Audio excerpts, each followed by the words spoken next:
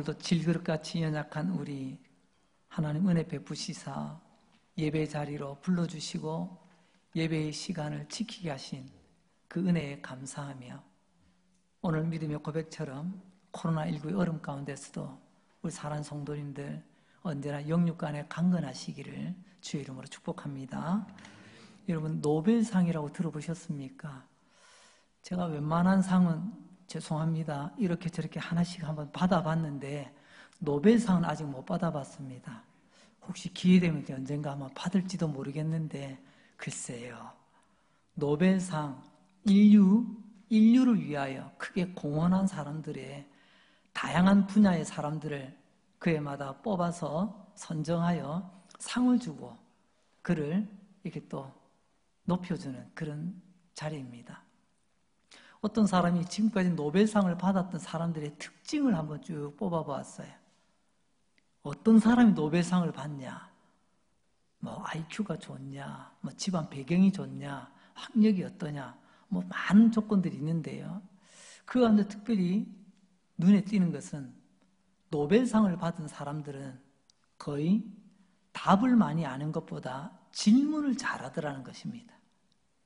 질문을 잘하니 결국에는 핵심 문제에 접근하게 되고 그 핵심 문제를 알게 되니 결국에는 답을 찾아 많은 사람들에게 칭찬받고 또 그 연구 결과가 많은 사람들에게 도움이 되는 그런 경우들을 많이 봅니다. 아인슈타인이라고 모두가 인정하는 천재 중에 천재죠. 그는 1시간 공부를 하든지 연구를 하면 그 가운데 90%를 질문하는 데 보낸다는 그런 이야기를 읽어본 적이 있습니다. 질문을 계속해 나가다 보니까 격까지는 다 떨어져요. 그래서 결국에는 가장 근본적인 문제에 도달하게 되거든요. 그래서 그 근본적인 문제를 붙들고 씨름하였더니 답이 나오는 거예요. 그래서 그의 연구 결과는 많은 사람들에게 칭찬을 받고 또 감동을 받고 도움이 되기도 합니다. 자, 그렇습니다. 오늘 말씀의 제목, 올바른 질문에 해답이 있습니다. 왜 답이 없냐고요? 어쩌면 우리는 질문을 잘못하고 있기 때문에, 아니, 질문조차 안 하고 있기 때문에 우리에게는 답이 없는지도 모르겠습니다. 우리 인생도 그렇고 교회도 그렇습니다. 질문을 한번 던져보시기 바랍니다. 하나님, 나는 누구입니까? 하나님, 나는 무엇을 하며 살아야 됩니까? 바른 질문을 던지시면 올바른 질문에 여러분들의 인생에 해답이 있다는 것을 보게 됩니다. 죄송합니다. 저와 여러분 정신 나간 사람처럼 그냥 멍하니 있다가 시간만 혹시 보내고 있지 않습니까? 질문이 없는 사람으로, 질문하기를 싫어하는 사람으로 그렇게 살아가고 있지는 않습니까? 올바른 질문은 우리 인생의 문제들을 바르게 해결할 수 있는 답으로 인도합니다. 오늘 우리가 먼저 던져야 될 근본적인 질문, 오늘은요, 교회에 대한 질문을 던져보려고 합니다. 오늘 우리는 교회로 모여 하나님께 예배를 드리고 있습니다. 먼저는요, 교회란 무엇인가에 대해서 질문을 할 것입니다. 그리고 두 번째로는 교회는 그럼 이 땅에서 무엇을 해야만 하는가, 이 질문을 던져봅니다. 첫 번째, 교회는 무엇이죠? 우리가 지금 예배 드리고 있는 이 공간은요, 교회라고 부르지 않고 예배당이라고 부릅니다. 당이라는 말 한문으로 집당자, 예배 드리는 집이라는 거죠. 예배하는 집, 그게 예배당입니다. 교회는 뭐죠? 교회는 바로 저와 여러분, 우리 모임을 교회라고 말합니다. 교회를 헬라어로 에클레시아라는 용어를 쓰는 거 잘 아시지요? 그러면 교회는 등록 교인만 모이는 것이 교회입니까? 그렇지 않습니다. 여기서 교회라고 하는 에클레시아라고 하는 이 말의 뜻은 불러 모은 자들의 모임이라는 것입니다. 이런 불러 모은 자. 그럼 이것을 또 질문이 던져집니다. 누가 모았지? 질문을 잘 던져야 되죠. 누가 이렇게 불러 모았을까요? 우리 주님께서 불러 주셨습니다. 오늘 우리가 종교적 열심히 뛰어나서 이 자리로 달려오기 전에 우리 주님께서 우리 마음에 감동 주시고 건강 주시고 우리 삶의 모든 여건들, 길들을 열어주셔서 오늘 이 예배 자리로 나오신 줄로 믿습니다. 그래서 질문이 중요한 거예요. 누가 불러내었는가? 주님이. 그러면 어디서부터 우리를 불러내었는가? 그것은 바로 세상으로부터 불러내었다는 것입니다. 그러면 어디로 우리를 데리고 가실 것인가? 그것은 구원으로, 종국에는 천국으로 우리를 불러 가실 것입니다. 이렇게 모여진 사람들이 에클레시아, 교회라고 말합니다. 다시 한번 정리합니다. 우리 주님께서 나 같은 죄인을 죄와 사망으로부터 구원하시기 위하여 불러낸 사람들의 모임, 그게 우리가 교회라고 또 한번 불러볼 수가 있을 것입니다.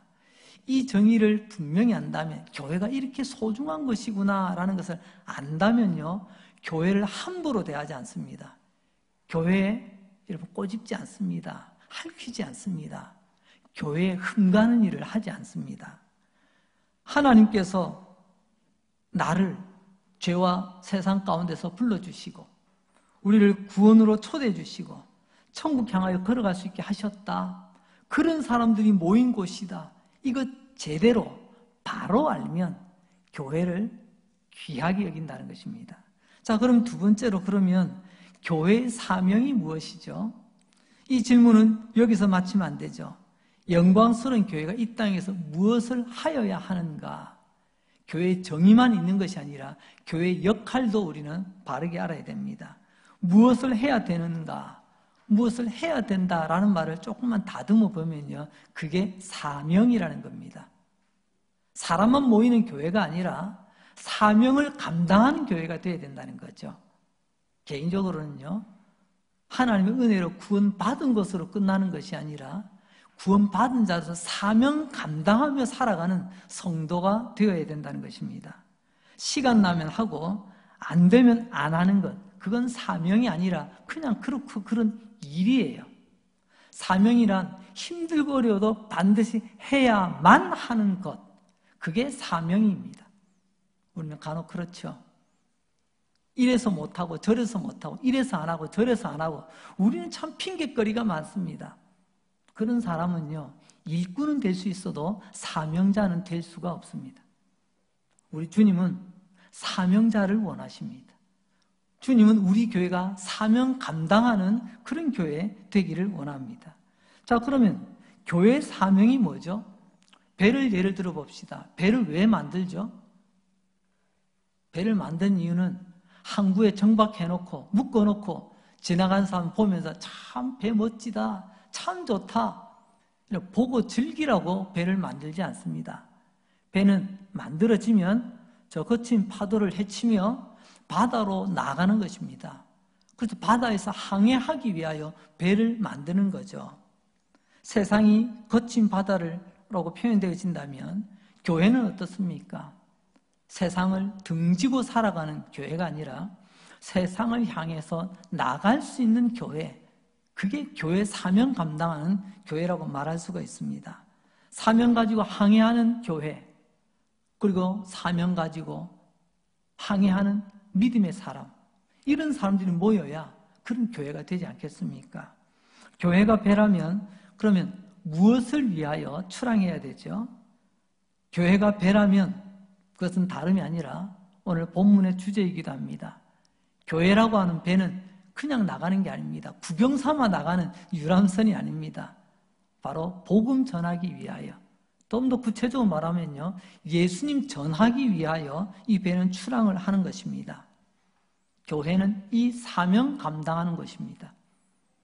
얼마나 모였으며 거기서 무엇을 했느냐, 그게 아니라 그 사람들이 세상을 향해서 얼마나 예수를 전하였는가, 복음을 전하였는가, 여기서 건강한 교회와 그렇지 못한 교회가 갈라지게 되는 거죠.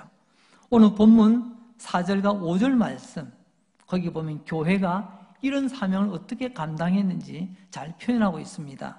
사도행전 8장 4절과 5절 우리 함께 한번 읽어볼까요? 시작. 그 흩어진 사람들이 두루 다니며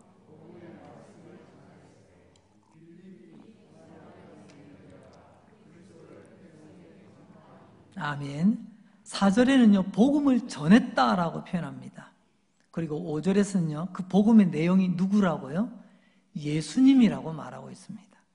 그 결과가 어떻습니까? 7절에 보니까 예수 이야기 전했더니, 예수를 전했더니, 복음을 전했더니, 여러분 귀신들이 소리 지르며 도망갔대요. 도망은 누가 가는 줄 아세요? 강한 사람, 센 사람은 도망 안 갑니다. 항상 겁먹은 상대가 도망을 가는 것입니다. 예수의 이름 앞에, 복음 앞에 귀신이 겁을 먹고 도망을 갔대요. 그리고 또 계속해서 복음을 전했더니 중풍병자가 낫고, 그리고 걷지 못하는 사람들이 깨끗하게 낫기 시작했다는 것입니다. 복음 전했더니 하나님의 권세와 능력이 드러나더라는 것입니다. 반대로는요, 왜 우리가 이런 하나님의 권세와 하나님의 권능의 그 현장을 보지 못할까요? 복음 전함이 없으니, 예수 이름 전함이 없으니 어찌 그런 결과가 있을 수가 있겠어요? 그리고 또 8절에 보니까 그 성에 큰 기쁨이 있더라. 그 성에 큰 기쁨이 있었답니다. 사실 이것은요, 역설적인 진리입니다. 세상은 교회를 좋아하지 않습니다. 세상은 교회를 어떻게 해서든지 시비 걸려고 하고요, 싸우려고 하고요, 무너뜨리려고 합니다. 그것을 우리는 핍박이라고 하고, 사도행전 8장에 나오는 이 초대교회 예루살렘 교회가 큰 핍박을 받는 그런 내용이 나와 있습니다. 오늘 이 교회가 그런 핍박 가운데서도 언제는 핍박해놓고 또 뒤돌아서니까 교회 때문에 온 도시가 크게 기뻐하며 웃더라는 것입니다. 그 이유는 뭐죠?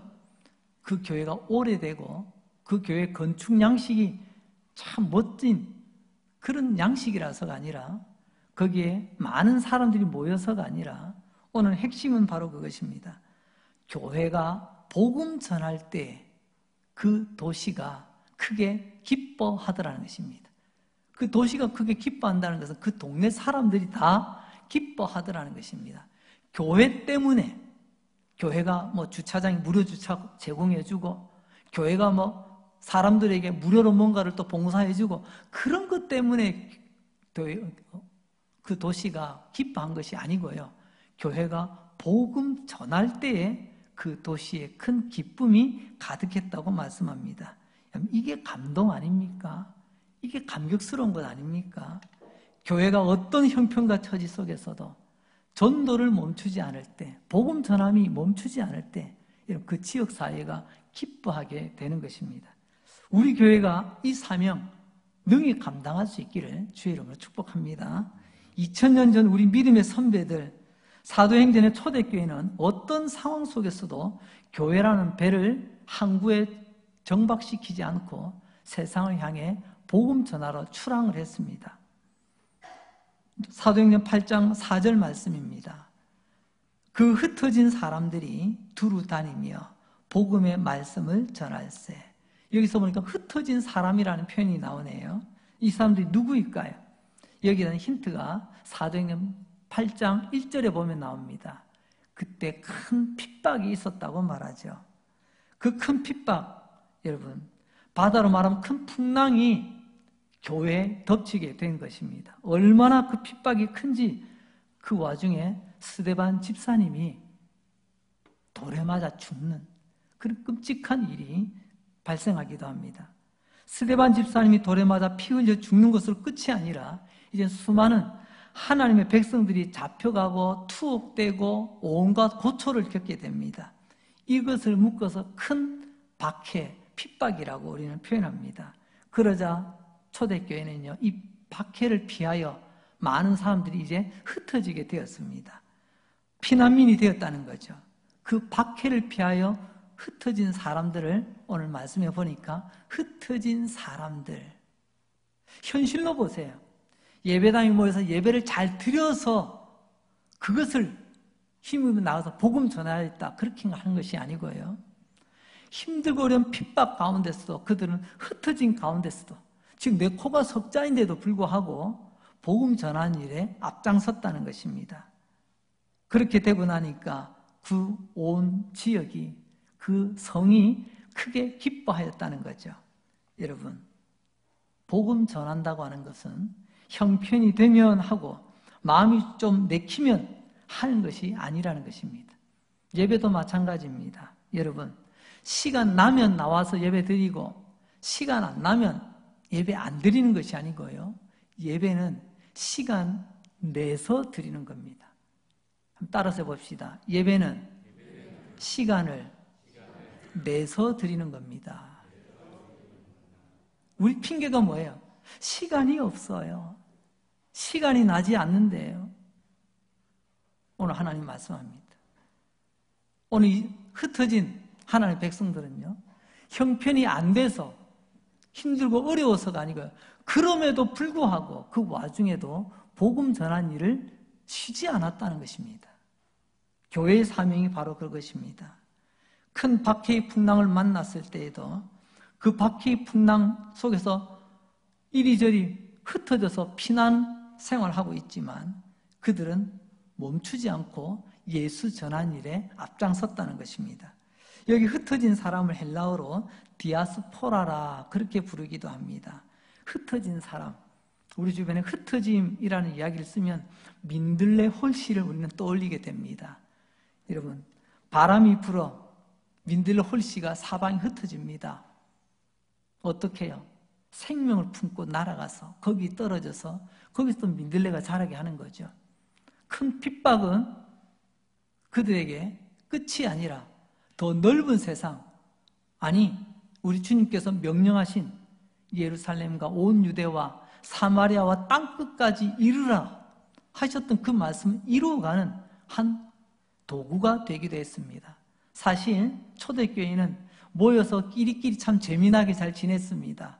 뭐 과부들 없는 것을 또 교회가 챙겨서 나눠주기도 했습니다. 그런데요, 이 좋은 일 하다가 교회 안에서 싸움박질이 났다니까요. 희한하죠. 그런 가운데 하나님께서는 다시금 교회 질서를 세우십니다. 사도들이 해야 될 일과 교회 일꾼을 세워서 그 일을 분담 나누어서 하라고 말입니다. 그러면서 이후에 스데반 집사님이 돌에 맞아 죽는 순교 사건, 또 대대적인 예수 믿는 사람 체포령, 또 그들을 또 가두고 온갖 어려움을 가할 때 교회가 흩어질 수밖에 없잖아요. 그때 사도행전 8장에서는 고백합니다. 사도 외에는, 예루살렘에 머무르는 사도 외에는 다 유다와 사마리아로 흩어졌다. 우리 스스로 자발적으로 하지 않으니까 하나님께서 피를 보게 하셨습니다. 아 뜨거 정신 차리고 나서야 그들은 그제서야 세상을 향해 나가기 시작했습니다. 물론 큰 풍랑이라는 파도 속에서 나가야 되지만 그러나 그들은 하나님의 말씀 들고 세상으로 나갔습니다. 마치 민들레 홀씨 흩어지듯이 말합니다. 교회에 큰 박해와 시련의 바람이 불었지만 교회는 민들레 홀씨가 되어 박해의 바람, 박해의 풍랑을 타고 온 땅으로 흩어지며 복음을 전하였습니다. 고린도전서 9장 14절 말씀입니다. 우리 함께 읽어볼까요? 시작. 이와 같이 주께서도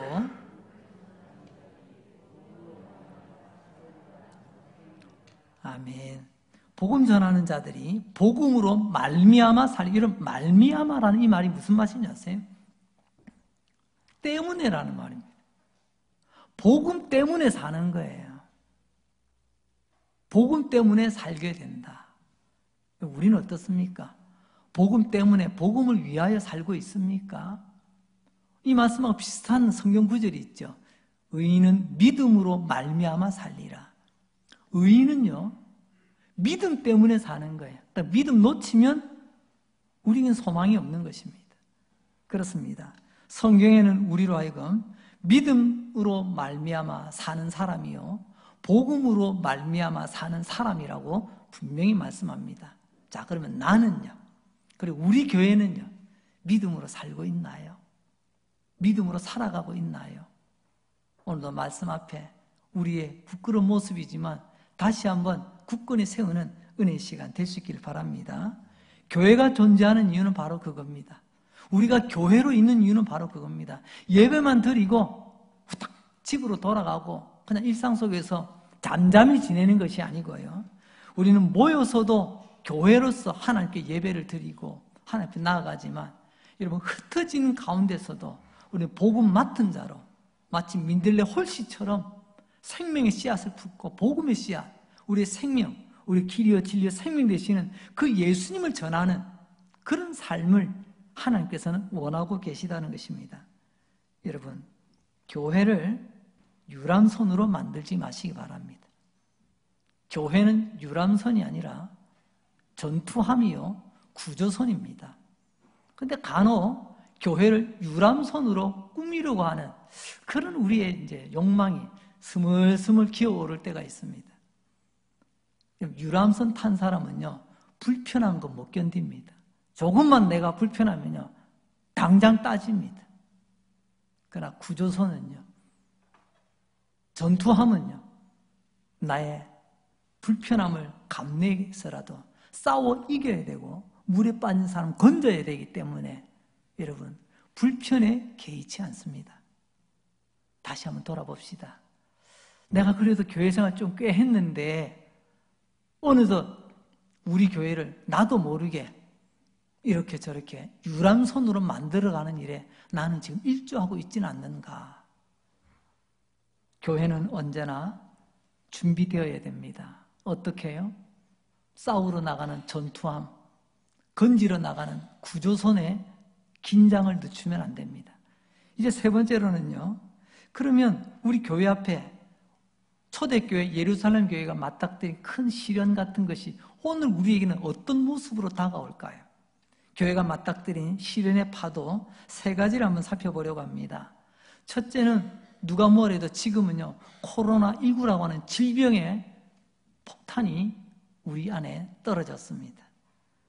코로나19 때문에 예배당에 모여서 예배 드리는 일에 굉장히 어려움을 많이 겪습니다. 오늘도 마스크를 끼고 계시죠? 입구에 들어올 때는 체열, 그리고 또 출석 확인도 하시죠? 예배 끝나고 나면 구석구석도 방역하죠? 여러분, 코로나19 참 크고 어려운 일들입니다. 교회에 왜 이런 어려움이 찾아오는가? 초대교회 예루살렘 교회도 이 일을 겪었습니다. 얼마 전에 이 비슷한 말씀을 전해드렸는데요. 예루살렘 교회에 큰 박해가 일어나자 사도 외에 모든 성도들이 유대와 사마리아 지방으로 흩어지게 되었습니다. 박해 때문에 말입니다. 모이기가 힘들고 그리고 또 그들 흩어졌습니다. 하지만 그 박해 덕분에 예루살렘 지역 외 다른 지역에도 복음의 민들레 씨앗이 거기까지 날아가 유대와 사마리아와 땅끝까지 뿌려지게 되었지 않습니까? 분명히 예루살렘 교회 입장에서 보면 박해는 부정적인 원치 않는 사건입니다. 하지만 그 때문에 성도들이 모이지 못하고 여러 가지 어려움들을 겪고 있지만 그 덕분에 복음이 전파된 것을 보면 우리에게는 어려움 가운데서도 유익한 것들도 있다라는 것을 생각해 봅니다. 특별히 코로나19를 통해서 우리는 깨달았습니다. 첨단 과학을 연구하면 모든 게 다 해결되는 줄 알았어요. 하지만 첨단 과학을 앞장 세워도 아직까지 우리는 온전한 치료제를 만들지 못하고 있습니다. 권력이 있고 국력이 강하면 이 문제 잘 감당할 줄 알았습니다. 하지만 그게 아니라는 것을 우리는 지금 눈으로 보고 귀로 듣고 있습니다. 아무리 많은 재산을 가지고 있어도 그 재산이 코로나19 문제를 해결하지 못한다는 것도 봅니다. 며칠 전에 참 재미난 뉴스를 봤어요. 어느 죄수가 있는데 이 죄수가 부자인가 봅니다. 내가 우리나라 돈을 환산해서 외국 사람이거든요. 70억을 내가 공탁금으로 걸어놓을 테니까 나 좀 집에 보내달라고. 그 뭐냐면 교도소 생활이 어려워서가 아닙니다. 이 교도소 안에 있다 보니까 내가 언제 코로나에 걸릴지 걱정이 돼서 우리 집에 가면 모든 것이 다 청결하고 모든 것이 깨끗하고 나 코로나 안 걸릴 자신이 있는데 제발 나 좀 집에 좀 보내주세요. 그렇게 70억을 걸고 자기를 좀 보내달라고 외치는 그런 뉴스 기사를 한번 읽어본 적이 있습니다. 여러분, 코로나 앞에서 우리가 얼마나 무력한 존재인지를 우리는 깨닫게 됩니다. 이에 대해서 하나님께서는 이미 말씀하신 바가 있습니다. 예레미야 9장 23절 말씀. 예레미야 9장 23절입니다. 함께 읽어볼까요? 시작. 여호와께서 이와 같이 말씀하시되 지혜로운 자는 그의 지혜를 자랑하지 말라. 용사는 그의 용맹을 자랑하지 말라. 부자는 그 부함을 자랑하지 말라. 우리가 그렇게 자랑스럽게 여기던 그 모든 것이 보이지 않는 그 바이러스, 그 앞에서 그 속절없이 다 무너져가는 것, 우리는 지금 겪고 있지 않습니까? 또한 코로나19로 인하여서 우리가 모이기가 매우 힘들고 어렵고요. 그로 인해서 많은 어려움들을 겪고 있습니다. 다윗 시대에도 이런 일들이 있었습니다. 하루아침에 여러분, 그때 인구와 지금 인구는 비교가 되지 않는데 하루아침에 7만 명이 전염병으로 죽는 그런 끔찍한 사건이 있습니다. 왜냐하면 다윗이 범죄하여 그 범죄의 대가로 그런 일이 벌어지게 되는 거죠. 여기에 대해서 하나님께서 이렇게 말씀하십니다. 사무엘하 24장 16절. 천사가 예루살렘을 향하여 그의 손을 들어 멸하려 하더니 여호와께서 이 재앙 내리심을 뉘우치사 백성을 멸하는 천사에게 이르시되 족하다. 이제는 너의 손을 거두라 하시니. 7만 명이 죽고 난 뒤에 하나님 이제 됐다. 이제 그 손 거두어라. 오늘 우리가 기도에 대해 부분인 줄 믿습니다. 하나님 더디 마시고 이 질병 가운데 하나님의 백성 이스라엘 백성들을 됐다. 그만 손을 거두라고 죽음의 천사에게 명하신 것처럼 오늘 이 땅을 덮고 있는 코로나19의 질병이 속히 멈춰질 수 있도록 우리 함께 하나님께 기도할 수 있기를 바랍니다. 이제 두 번째로 우리가 만나는 거센 풍랑은 세속화라고 하는 풍랑입니다. 이것은 뭐 옛날부터 있었고요. 지금도 있었습니다. 하지만 그 세속화 가운데 이런 가장 핵심은요. 이런 겁니다. 우리가 흔히 하는 말 있지 않습니까? 들어갈 때 마음 다르고 나올 때 마음 다르다고. 배부르고 등 따시면요. 이제 다른 사람 소리 안 듣습니다. 마찬가지로요. 우리의 삶에 풍요로움이 가득 차게 되면 이제 조금 됐다 싶을 만큼 모았고요. 채웠고요. 가지고 있으면요. 그걸 우리는 풍요라고 하거든요. 우리 삶에 풍요로움이 찾아오면 가장 먼저 떨어져 나가는 것이 바로 신앙입니다. 그래서 여러분 가만히 보십시오. 소득 수준이 높아서 신앙생활 잘하는 게 아닙니다.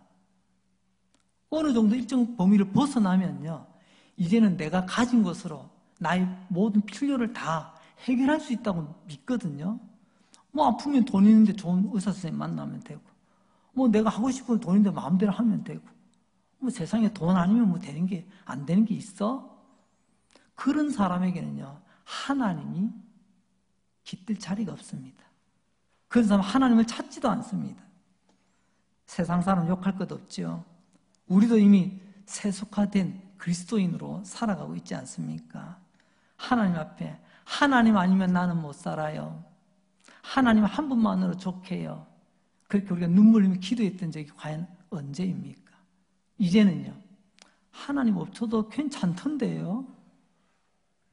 뭐 하나님 안 도와주셔서 내 일용할 양식 내가 알아서 해결하는데요. 왜요? 이 풍요로움이 오히려 하나님께 나아가는 걸림돌이 되고 많은 이런 세속화 현상들이 많이 있습니다.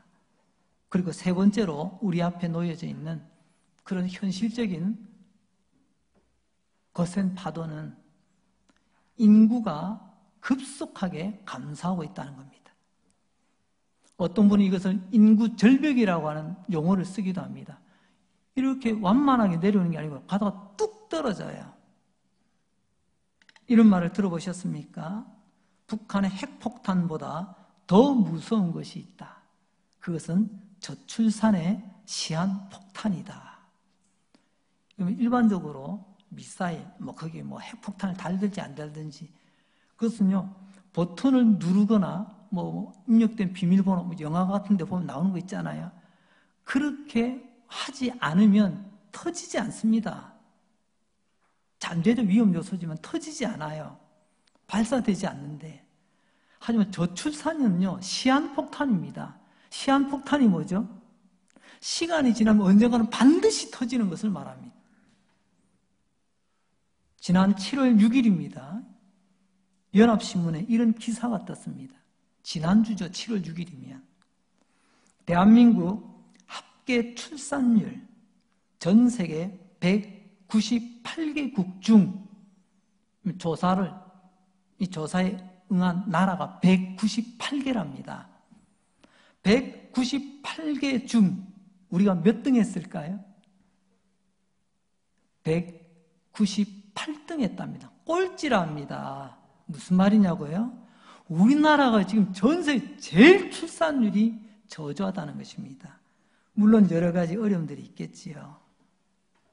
힘들고 어렵고 여러 가지 여건들, 환경들 탓을 많이 합니다. 여러분, 아이 낳지 않으면 나라는 없어지는 겁니다. 마찬가지로 교회 안에 새 가족을 낳지 않으면 교회도 있을 이유가 없는 거예요. 통계청에서도 이런 이야기를 한 적이 있습니다. 이달은 출생신고보다 사망신고가 더 많은 달입니다. 무슨 말이에요? 현실적으로 점점점 이제 우리 안에 인구가 줄어든다는 거죠. 또 어떤 자료를 보니까 30년 뒤에 우리나라 전국에 85개 시, 군, 구 30년 뒤면 싹 사라진답니다. 현재 추세대로만 가자면요. 그 동네 사람이 안 산다는 거죠. 그럼 사람이 안 사는데 어찌 주로 대체로 보니까 농어촌 지역이 참 많이 포함되어 있었습니다. 그 농어촌 지역에는 교회는 어떻게 되나요? 사람이 없으니 교회도 없어지게 되는 거죠. 지금 현재 우리는 현실적으로 저출산의 시한폭탄이 떨어져 있습니다. 나라뿐만이 아니라 결국은요, 우리 주일학교도 보세요. 주일학교도. 우리 강릉시 안에 그 역사가 유수한 초등학교가 없어지거나 또 합해지더라고요. 그 아이들이 다 어디 갔습니까? 여러분, 아이는 힘들기 때문에 안 낳는 게 아니고요. 아이는 힘들어도 우리가 낳아야 되는 것 아닙니까? 근데 예수 믿는 우리부터도, 부모된 우리도 아이들 보고 놓지 마라. 예수 믿는 청년들도 나는 애 안 놓을래요. 이제 이거 일반 상식처럼 우리가 받아들이는 현실이 되고 말았습니다. 우리도 일조하고 있는 거죠. 우리도 거기서 아무 소리 못하고 있었던 거죠. 지금은 괜찮겠지만 여러분, 우리 교회 관 몇 년이나 버틸 수 있겠습니까? 지금 우리는 예배의 자리, 지금 우리는 기도의 자리, 지금 우리는 주를 위해서 우리 믿음으로 열심을 다하고 있지만 우리의 다음 세대가 이렇게 뚝 떨어져 있는데 우리 교회 과연 우리 주님 언제 오실지는 모르겠지만 혹여라도 한 몇십 년 뒤에 오셨을 때 우리 교회 문 쫙 열어봤을 때 과연 예배당에 몇 명이나 있을까요? 우리가 이런 문제의식을 가지고 우리는 다시 한번 돌아봐야 될 줄 압니다. 다시 한번 더 교회는 유람선이 아니고 교회는 구조선이 되어야 된다. 그렇기 때문에 교회는 어느 정도의 불편을 감당하며 나아갑니다. 불편하기 때문에 불평의 소리가 나오는 겁니다. 그죠? 하지만 그것을 감당할 수 있는 방법이 있습니다. 두 가지죠. 불평거리를 해소를 해주든지 아니면요, 그보다 더 가치 있는 일을 감당하며 그것을 견뎌내며 이겨내는 것입니다. 그게 사명 감당하는 거예요. 사명을 감당하지 않으면 늘 불평거리밖에 나오지 않습니다. 우리도 한번 보세요.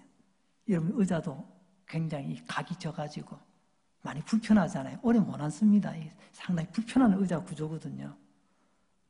지금 오늘은 그래도 날이 선선하니까 이 정도죠. 예배 시간에 시끄러워서 에어컨도 제대로 우리가 못 틀잖아요.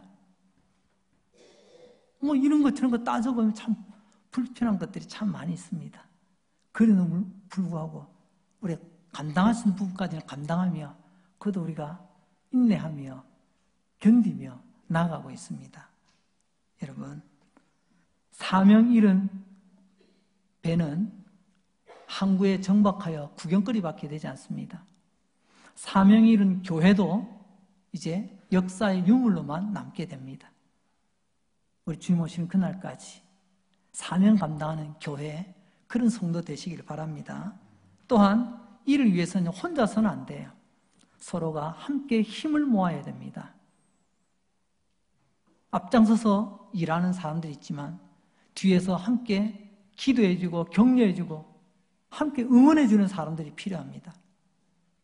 축구 경기를 보면 전반전, 후반전 뭐 서로가 점수가 똑같이 나서 연장전까지 가도 이 승부가 안 날 때는 마지막에 승부차기라는 것을 합니다. 각 팀별로 몇 명씩 뽑아가지고 말입니다. 승부차기 할 때는 딱 규칙이 있습니다. 그 골대 앞에는요, 골키퍼와 이 공을 차야 되는 선수, 그 옆에서 그것을 보고 있는 심판, 그 외에는요, 그 운동장에서 다 나와줘야 돼요. 그럼 그때 우리 선수들 다 어디 있죠? 감독, 코치, 선수들. 그래, 너 공 차라. 야, 어디 좀 쭈쭈바 좀 가져와봐. 아이고, 왜 이렇게 더워? 아이고, 피곤해. 팔자로 두루 누워. 그런 승부차기 보셨습니까? 승부차기 할 때는요, 딱 골키퍼와 선수가 있는 그 자리에서 반대편, 하프라인이라고 하죠. 중앙선에. 그 건너편 쪽으로요, 선수들이 쫙 모여 있습니다. 그리고 어깨동무를 합니다. 하나가 되는 거죠. 뭐 스크럼을 짠다고 하죠. 그러면 뒤에서 응원합니다. 공을 차는 선수는 뒤를 못 봐요. 골대만 봐야 되니까. 하지만 뒤에서 응원합니다. 힘내. 걱정 마. 흔들리지 마. 우리가 응원하고 있잖아. 넌 잘할 수 있어. 그러면서 함께 팀이 하나가 돼서 응원하는 장면들을 종종 보게 될 것입니다. 우리도 마찬가지죠. 우리가 함께 힘을 모아 하나님께서 기뻐하시는 모습으로 달려가야 될 줄로 믿습니다. 이제 마지막으로, 그럼 우리 교회 앞으로를 위해서, 미래를 위해서 무엇을 해야 될까요? 그것은 다름이 아니라 조금 전에 말씀드린 것처럼 지금이 좋아요. 아니, 그때 그 시절이 참 좋았는데 앞으로 우리끼리는요, 절대 그런 말 쓰지 맙시다. 그 시절 좋았는데, 지금이 좋은데, 우리에게 더 중요한 것은요, 앞으로 이 아이들이 좋아야 될 텐데, 우리 후배들, 우리 자녀들, 우리 후손들이 좋아야 될 텐데, 그게 있어야 됩니다. 우리는 앞에 우리 신앙의 선배들, 우리 앞선 분들의 기도의 땀과 수고와 눈물로 뿌려진 것들을 우리는 열매를 달콤하게 다 받아 먹었잖아요. 이제 우리도 심어줘야 되지 않습니까? 우리도 거름 좀 주고, 우리도 가지치기 하고, 우리가 수고의 씨앗을 뿌려야 우리 다음 후배들, 우리 다음 세대가 누릴 수 있지 않겠습니까? 받으려고 하는 것이 아니라 다음을 위해서 뿌릴 수 있는 저와 여러분 될 수 있기를 원합니다. 마가복음 8장 35절 하나님 우리에게 이렇게 말씀하십니다. 우리 마지막으로 함께 읽어볼까요? 시작. 누구든지 자기 목숨을 구원하고자 하면 잃을 것이요, 누구든지 나와 복음을 위하여 자기 목숨을 잃으면 구원하리라. 아멘. 내 목숨 소중하잖아요. 하지만 목숨 잃으면 모두가 구원받는답니다. 이 말은 달리 말하자면요, 씨를 뿌리라는 겁니다. 여러분, 달린 열매 마지막까지 똑똑 다 따먹는 재미로 가는 것이 아니라 우리도 다음을 위하여 하나님 내게 주신 소중한 것들 내가 뿌리리라, 심으리라. 여러분, 그럴 때 우리에게 미래가 있지 않겠습니까? 오늘 올바른 질문이 해답을 찾게 된다는 그런 주제로 말씀을 전하였습니다. 교회는 무엇을 위해서 존재하죠? 사명입니다. 그 사명이 뭐죠? 예수 전하는 것입니다. 저와 여러분, 우리가 이 사명 감당하면 한편으로는 교회를 핍박하지만 복음 전하면 또 한편으로는 그것 때문에 이 땅이, 이 도시가 큰 기쁨 가운데 있게 될 줄 믿습니다. 그게 저와 여러분, 우리 강릉제일교회가 존재하는 이유입니다. 복되신 저와 여러분 되시기를 주의 이름으로 축복합니다. 기도하겠습니다. 하나님 감사합니다. 오늘도 말씀 주셔서 감사합니다. 하지만 오늘 참 부담스러운 말씀이지만 성령께서 도우심으로 잘 듣게 하시고 깨닫게 하시고 말씀 붙들고 결단하게 하시니 감사합니다. 참 그 시절 좋았는데 앞으로 이런 소리 안 하게 하여 주시옵소서. 우리 주변에 코로나19의 폭탄이 떨어지고 세속화의 폭탄이 떨어지고 인구 절벽의 폭탄이 떨어졌는데도 불구하고 여전히 교회 생활을 유람선 승객처럼 누리려고 하고 조그마한 불편도 감당하지 못하려고 하는 모습이 있다고 한다면 하나님 용서하여 주시옵소서. 이제 우리 강릉제일교회 유람선이 아니라 전투함이 되어서 구조선이 되어 세상과 죄와 마귀를 이기게 하시고 죄 가운데 빠져가는 수많은 사람들을 건져 살리는 사명 잘 감당할 수 있도록 주님, 우리의 생명까지도 기꺼이 내어놓을 수 있는 우리 강릉제일교회 모든 성도들 되게 하여 주옵소서. 언제인지 알지 못하지만 우리 주님 다시 오시는 그날, 우리 강릉제일교회 뒷문을 열었을 때 그날도 여전히 예배하는 자들이 이곳에 가득하게 하여 주시옵소서. 예수님 이름으로 감사하며 기도합니다. 아멘.